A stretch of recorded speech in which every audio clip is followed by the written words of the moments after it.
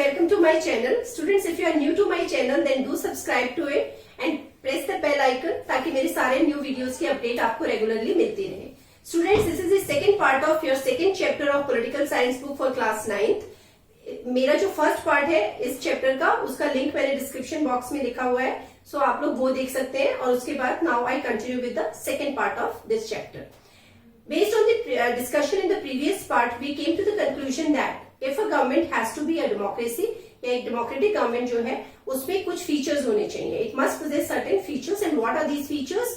First thing is rulers elected by the people take all major decisions. When we talk about law making or implementation of law or major policy decisions, ये सारे के सारे decisions जो है वो लोग लेंगे या वो rulers लेंगे जिनको इलेक्शन के थ्रू वोटर्स ने इलेक्ट किया है. That is very important in a democracy.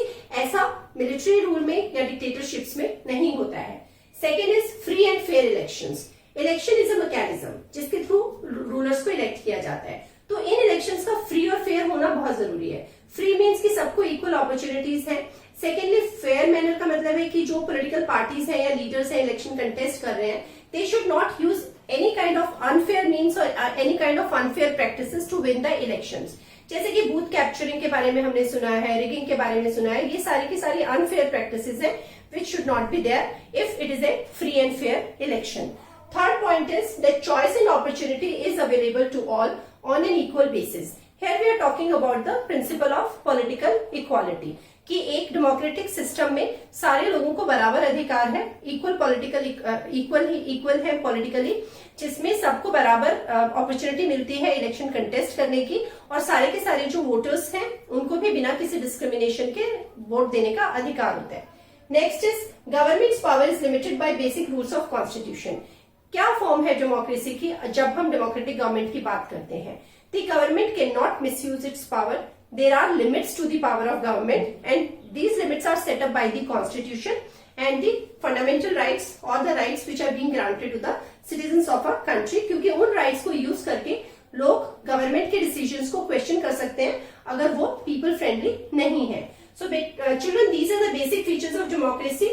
इसके ऊपर डायरेक्ट क्वेश्चन भी आता है एग्जाम में, what is democracy and what are the basic features of democracy. So you can note down the points, and these points are given in your book also, so you can note down from there. Now I come to the second aspect of this, which says that is democracy the best form of government? See, we cannot say that democracy is the best form of government because democracy cannot provide solution to all the problems. कोई magical solution नहीं है democratic government के पास कि देश की सारी problems दूर हो जाएंगी या लोगों की सारी प्रॉब्लम्स सॉल्व हो जाएंगी. But yes, we can say when we compare a democratic government with non democratic governments, so we can say that democracy और democratic government is a better form of government, बाकियों से अच्छी है. तो यहाँ पे कुछ आर्ग्यूमेंट्स हैं जो डेमोक्रेसी के अगेंस्ट दिए गए हैं, कुछ आर्ग्यूमेंट्स हैं जो फेवर में दिए गए हैं. So let me begin with the arguments against democracy first. First thing is leaders keep changing.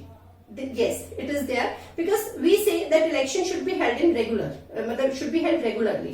हर 5 साल में या 6 साल में जो भी टाइम पीरियड है किसी भी कंट्री के पॉलिटिकल सिस्टम में, तो उसके हिसाब से क्या होता है कि जरूरी नहीं है कि सेम पॉलिटिकल पार्टी या सेम लीडर्स जो है वही इलेक्शन जीते और वही सरकार बनाए. तो क्या होता है हर 5 साल में या 6 साल में इलेक्शन के थ्रू रूलर्स चेंज होते रहते हैं, तो उससे कॉन्टिन्यूटी नहीं रहती किसी भी तरीके की पॉलिसी मेकिंग में, ये कह सकते हैं.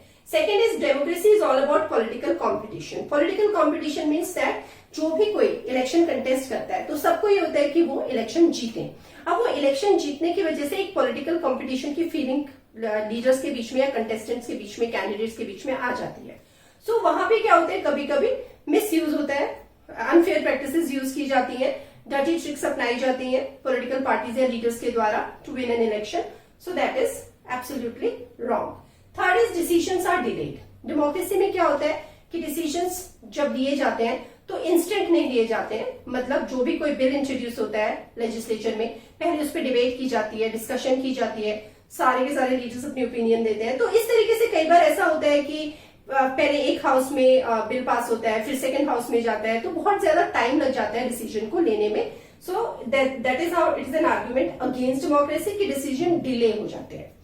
Now I come to the arguments in favour of democracy. तो जैसा मैंने आपको बोला कि डेमोक्रेसी सारे प्रॉब्लम्स की को सॉल्व नहीं कर सकती है, लेकिन कुछ हद तक एक ऐसा सिस्टम क्रिएट कर सकती है कि जिसमें लोग शांति से रह सकते हैं और अच्छी लाइफ जी सकते हैं। कैसे? Democratic government is an accountable form of government. Accountability है, गवर्नमेंट जो है इट इज आंसरेबल और accountable to the needs of people. लोगों की जरूरतें क्या है, लोगों की रिक्वायरमेंट्स क्या है, डिमांड्स क्या है। On the basis of that only a democratic government has to do policy making और take decisions. That is very important. तो ये एक बहुत अच्छा पॉइंट है डेमोक्रेसी के फेवर में। Second is democracy improves the quality of decision making. यहाँ पे हमने बोला कि डिसीजंस आर डिले हो जाते हैं डिसीजंस, लेकिन अच्छी बात क्या है? अच्छी बात यह है कि जब बहुत सारी पार्टीज हैं बैठी हैं पार्लियामेंट में या लेजिस्लेचर में, तो वहां पे सारे के सारा जब बिल इंट्रोड्यूस किया गया है तो all the leaders are giving their opinion, all have the right to express themselves. So उसमें क्या होता है कि counter opinion and there comes out to be sometimes a very good decision. क्योंकि भाई आप जब सारी चीजों को डिस्कस करके करते हो, डिबेट करके करते हो, तो उसकी अच्छी बातें बुरी बातें सब सामने आती हैं। तो एक डिसीजन जो लिया जाता है फाइनली वो एक बहुत ही अच्छा डिसीजन साबित होता है। Third is it provides a method to deal with differences. किसी भी हम गवर्नमेंट की बात, किसी भी कंट्री की बात करें, so there are so many diversities in a country. लोग अलग अलग रिलीजन फॉलो करते हैं, अलग अलग लैंग्वेज फॉलो करते हैं। तो क्या होता है, लोगों के बीच में बहुत सारे डिफरेंसेस होते हैं, तो उसकी वजह से कॉन्फ्लिक्ट्स हो जाते हैं, झगड़े हो जाते हैं। यहाँ पे मैं श्रीलंका का एग्जांपल देना चाहूंगी कि श्रीलंका में क्या हुआ था, वहां पे सिंहालास जो थे वो मेजोरिटी कम्युनिटी थी। तो वहां पे गवर्नमेंट ने मेजोरिटेरियनिज्म स्टेब्लिश किया और उसकी वजह से क्या हुआ कि जो तमिल्स थे दे वर इन माइनॉरिटी। तो जो तमिल्स थे उनकी डिमांड्स को और उनकी नीड्स को गवर्नमेंट ने काफी निग्लेक्ट किया, जिसकी वजह से वहां पे एक सिविल वॉर हो गई और उसमें दोनों ग्रुप्स के बीच में, तमिल्स और सिंहालास के बीच में देयर वाज अ कॉन्फ्लिक्ट। तो डेमोक्रेसी में ऐसा नहीं होता है, अगर सारी ये वाले फीचर्स डेमोक्रेसी में, तो ऐसा नहीं होता है।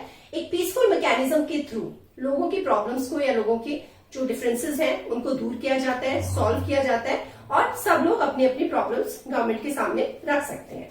Next, it allows us to correct its own mistakes. Now what happens कि डेमोक्रेसी में क्या है कि public discussion can be held, so लोग डिस्कस कर सकते हैं। उसके बाद क्या होता है कि हर 5 साल के बाद लोगों को एक चांस मिलता है, क्योंकि दोबारा इलेक्शन होते हैं। So if people are not satisfied with the functioning of a particular political party और a particular leader, so then they can change the party और they can vote against that political party और against that leader.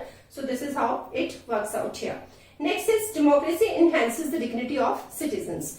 मतलब लोगों को rights दिए जाते हैं, fundamental rights हैं, जैसे हमें मिले हैं, राइट टू फ्रीडम है, right to freedom of religion है, राइट टू इक्वालिटी है, एजुकेशनल एंड कल्चरल राइट्स है। So with the help of these rights people are free to live a dignified life.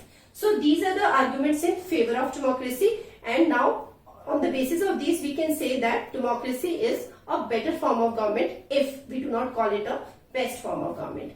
Now the last aspect is, or last point is, representative democracy. What is representative democracy?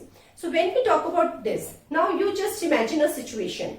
We have a large country, there are so many people. So in a modern democracy, सारी modern democracies जो है वो काफी बड़ी है, population बहुत ज्यादा है.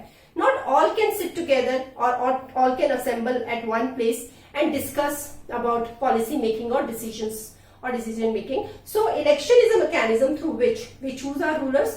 These rulers are our representatives and they take decisions on our behalf. So this is how the concept of representative democracy was introduced, or you can say is practiced in all the modern democracies of the world.